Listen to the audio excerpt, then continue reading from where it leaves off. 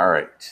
Hello again. Now that you've had a chance to think about probability a little bit in the context of how we're looking at things in this class, we're going to look at how we can determine probability, so experimental and theoretical probability.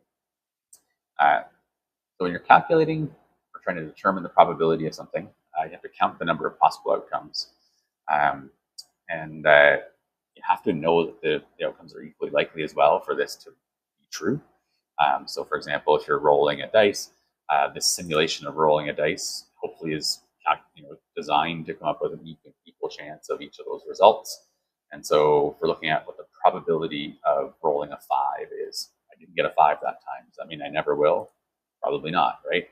So just keep going, keep going, keep going, and eventually you might get a 5, right? Well, what's the probability of getting a 5?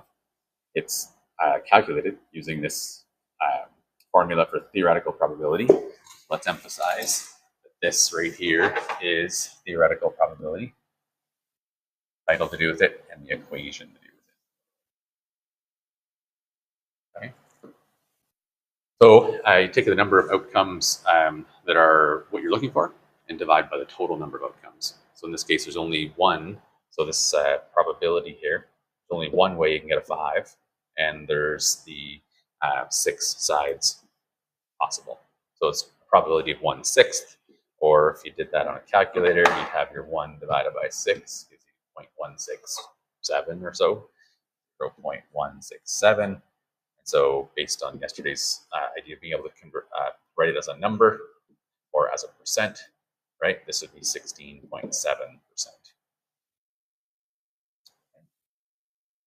So out of, say, 10 rolls, you might expect 1 or 2 5s. So I have like 3 or 4 rolls so far. Let's see, there's 5, and there's 1 came up already. So there's 1 out of like 5 or 6, and so on, right? So we're already in the ballpark of 1 or 2 out of 10. So just to see out of curiosity here, lost track, but wondering if I might get 1 more 5. But random chance, of course, right? Anyways, so what's the chance of drawing a king from a deck of cards? Sometimes these questions rely, you kind of have to have some knowledge about cards themselves. So we know there's a total number of cards. It's 52, right? And then there's, the 52. There's the 4 different types, right? So if you're trying to remember, you could help yourself remember that there's the 13 kings, right? So there's 13 kings. Sometimes students get stressed out about this kind because they're not as familiar with cards as other people. If you're not a card player, get almost a bit of a disadvantage, I guess. But so in questions like that, I feel like I could have in there note the total number of cards is this, and there's 13 kings, just so that it's just about the math. Okay. So 13 divided by the 52, that's the 0.25, the number, and then 25%. Okay, so a 25% chance of pulling a king from a well-shuffled deck of cards. Well-shuffled goes along with this part here, right? The equally likely outcomes. We don't have a bunch of kings in one area, things like that. In a survey, 140 out of 350 people report that they have made online purchases using the internet. That number is probably a lot higher from when this was written nowadays. What's probably that someone shows them random from survey, responds, random from survey respondents. For the people that answered the survey, what's probably the answer that they made an online purchase. And so write it as a fraction and decimal 1%, which is what we've been doing.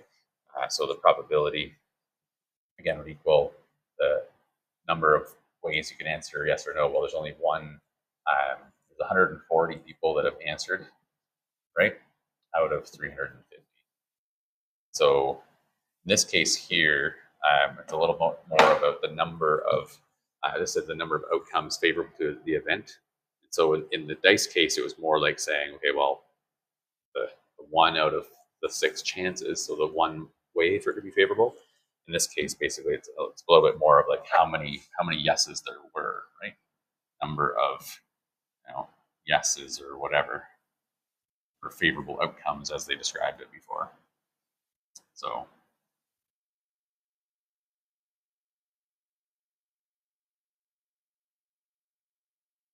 number of favorable outcomes over the total number, just like the formula always is, right? And so that's your fraction. I guess we could reduce that fraction if we go and mathematically on things here. So divide by 10, so we'd say like 14 out of 35. And then you'd have to look and see, is there any other number that divides into both of those? I think a 7 would, right? So we get 2 out of 5. So as a reduced fraction, we have that. Then as a decimal, we'd have the 2 out of 5, which is 0.4, right? So 0.4, and so you'd say 40%. Okay, and if you double check my work here, make sure I didn't make a mistake along the way. If I did the 140 divided by the 350 gives us that same 0.4 or 40% number. Okay, so we're looking at the answer as a fraction, a percent, and a decimal. We have our fraction, our percent, and our decimal. Just slightly out of order there. So suppose this survey is representative of the general population. If you ask 1,000 people, how many people might you expect?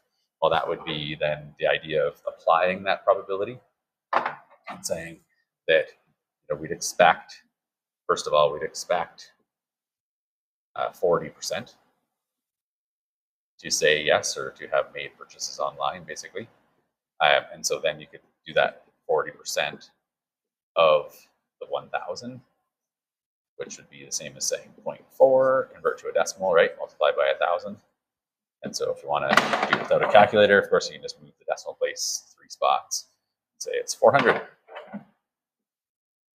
So you'd expect 400 people, right? Therefore, you'd expect 400 people to say, yes, they did shop online. Right? So that's just the version of it. You can show it. They showed it as a number line scale as well. Like, kind of nice to visualize the idea of where the 140 would be in the scale, but I would say that's not necessary, right? So not required, let's say. But it's a nice visual representation. Okay? So the idea of reducing fractions is shown at the top right there. We did when I did with the lesson as well. But all right, so I think that's about it for this one. In each of those, you'll be able to, if you're looking at a spinner here, we have 4 outcomes possible. It says, what's the probability of spinning a 1? Well, there's only 1 chance out of the 4 total, so that's going to allow you to calculate just like normal. Yeah, so with this one in the end here, there's a little bit of a trick there, but obviously if it's a 1, 2, or a 3, well, there's 3 ways that you can have a success, right? So 3 ways out of 4 for that one, and so on. So hopefully that gets you on the right track. Let me know if you have any questions. All right. So that's all for now. Thanks for watching.